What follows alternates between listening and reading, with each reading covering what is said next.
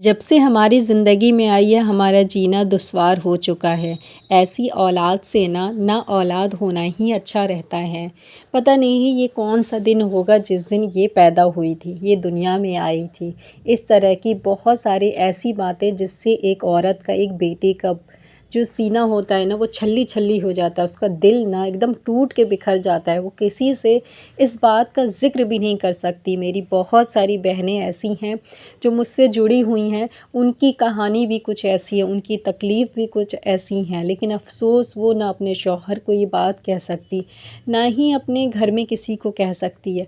वो क्या बताएगी? किसी को अगर वो ये बात कहेगी भी तो लोग क्या कहेंगे कि बताओ, अपने माँ-बाप की ही बुराई करती है, अपने भाई-बहन की ही बुराई कर रही है। लेकिन उसके दिल की बात कोई नहीं जानता, उस भाई-बहन, उस माँ-बाप की हकीकत कोई नहीं जानता। वो सिर्फ़ घुट-घुट के जी रही है और अपना दर्द किसी से नहीं कह पा रही है।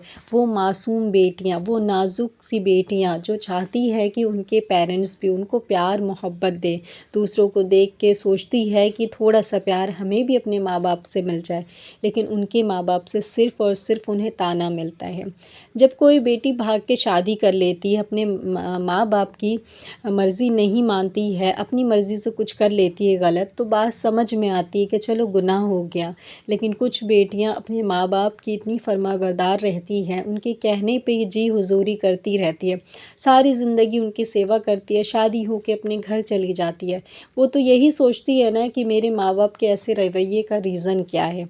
क्या वजह है? मैंने तो ऐसा कुछ किया भी नहीं है। वो बहुत शिकायत करती है, अपने अल्लाह के सामने बहुत रोती है। मैं आज की ये वीडियो में अपनी प्यारी-प्यारी सिस्टर के लिए, उस प्यारी बहन की कहानी बताने के लिए जा रही हूँ, जो कि आज के टाइम पे बहुत सारी लोगों की कहानी है। और जब जब आप ये सुनेंगे पूरा व्लॉग, तो हो सकता है कि आप में से भी कई लोगों की ये कहानी होगी और आप लोग के दिल को बहुत ज़्यादा आज की वीडियो छुएगी इंशाअल्लाह ताला। चलिए व्लॉग को स्टार्ट करते हैं। अस्सलामुअलैकुम मेरी प्यारी प्यारी यूट्यूब फैमिली, कैसे हो आप सब लोग? उम्मीद करती हूँ खैरियत से होंगे। जी अल्हम्दुलिल्लाह, मैं भी ठीक हूँ। आप सभी के साथ हाजिर हूँ एक नए व्लॉग के साथ, एक नई दिन, एक नई शुरुआत के साथ। तो वीडियो को स्टार्ट करते हैं। व्लॉग बहुत अच्छा है। एक चीज़ मैं आपसे कहने वाली थी कि प्लीज़ आप लोग ना जब मेरी वीडियो देखते हैं तो लाइक करते हैं, लाइक के साथ साथ कमेंट भी ज़रूर से किया करिए। जब रमज़ान था, जब आप नहीं करते थे तो मैं कुछ नहीं बोली, जब तो बिज़ी सबका रूटीन चल रहा था। लेकिन अब प्लीज़ कर दिया करिए, इसलिए क्योंकि मुझे तभी पता चलता है कि कौन कौन मेरी व्लॉग को डेली वॉच कर रहे हैं।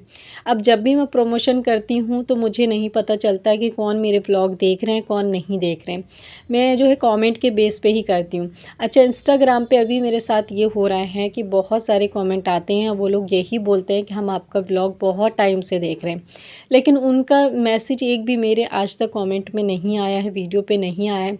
इस तरह से मुझे पता ही नहीं चल पाता है कि वाक़ई में वो मेरे जेन्युइन सब्सक्राइबर हैं, जो कि मेरा व्लॉग वाक़ई में रोज़ देख रहे हैं, या फिर वो पहली बार ही आए हैं और पहली बार इंस्टाग्राम पे ही मेरे से सपोर्ट मांगने लगते हैं।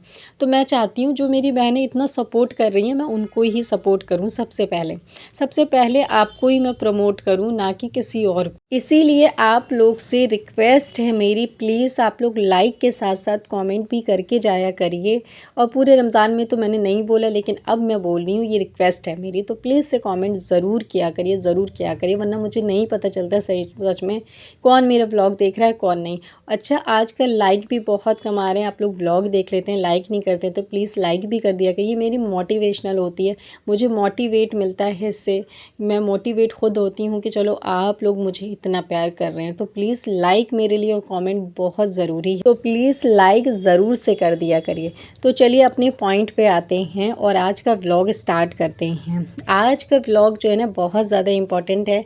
अगर आपके पास बेटियां हैं, आप भी एक माँ बन चुकी हैं, या फिर अगर कोई 50-40 साल की औरत मेरी ये वीडियो देख रही है, उनके पास भी बच्चियां हैं, अगर आप ऐसी मिस्टेक करती हैं, ये 5 बातें जो 5 जुमले अपने बच्चों को बोलती हैं ना, तो मैं यही कहूँगी कि आज से ही इसे बोलना छोड़ दीजिए, क्योंकि ये बातें एक बेटी को इतना ज़्यादा तकलीफ़ देती है ना कि आप इस दुनिया से चले जाएंगे एक दिन, लेकिन ये बात ना आपके उसके दिल में रह जाएगी, और जिसके सामने आपने बोला होगा वो इंसान बाद में उस बात को ले करके आपकी बेटी को ना इतनी तकलीफ़ पहुंचाएगा कि इसका अंदाज़ा भी आपको नहीं है।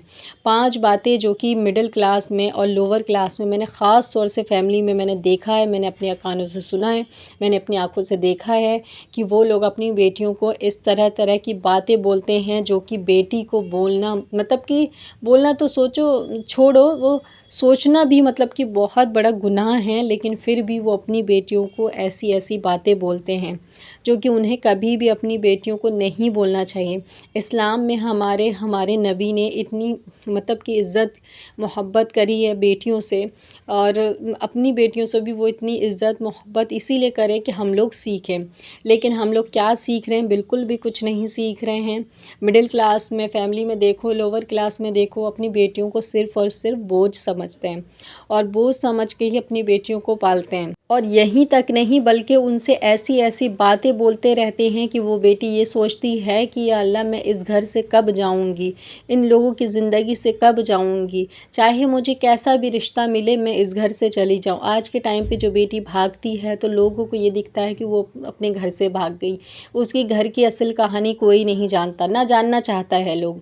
सिर्फ बेटी जो भागी है अपने माँ बाप की नाफरमानी करके, लोग ने ये सुना और उस पर जो है जुल्म लगाना और उसको जो है गुनहगार समझना शुरू कर दिया। लेकिन उसके घर में शुरू से जब बचपन से वो रह रही थी, क्या क्या हो रहा था, क्या क्या जुल्म उसके ऊपर हो रहे थे, क्या मजबूरी में उसने ये कदम उठाई होगी, इस बात का किसी को इल्म नहीं होता।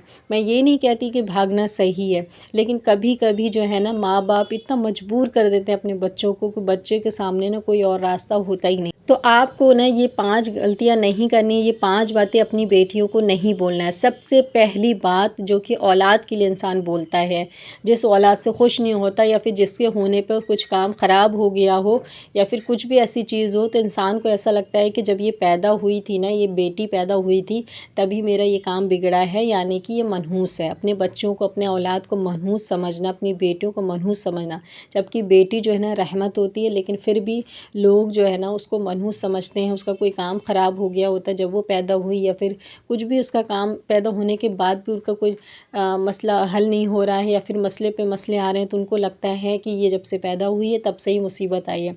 ये चीज़ मिडिल क्लास फैमिली में बहुत चीज़ नोटिस किया जाता है। वो लोग इस चीज़ को बहुत मानते हैं कि बच्चे की पैदाइश से हमें क्या मिला, बहुत कुछ मिल जाता है तो ये हमारे लिए लक्ष्मी है, ये ना बहुत कुछ लेके आई है, और बहुत कुछ चला जाता है तो ये तो मनहूस है हमारे लिए। ये पैदा हुई है जब से ही हमारे घर में फाका आ गया है, ये पैदा हुई है जब से कारोबार ठप हो गया है, काम नहीं चल रहा है। ये सारी चीज़ें, ये सारी बातें middle class lower class family में आज भी होता है।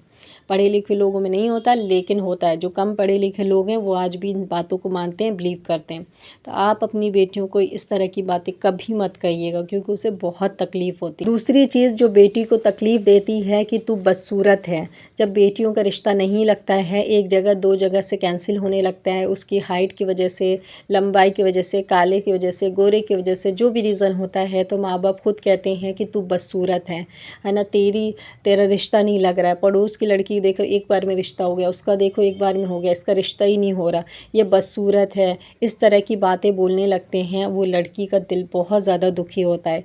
रिश्ते नसीब से लगते हैं, ना कि सूरत से। जहाँ रिश्ता जिसका बना होता है वहाँ लग जाता है, बस वक्त की बात होती है। कभी कभी अल्लाह आजमाता भी है, लेकिन इंसान को सब्र करना होता है, ना कि अपने बच्चों को बदसूरत बोलना होता है। तो इस तरह की बातें भी मत बोला करिए।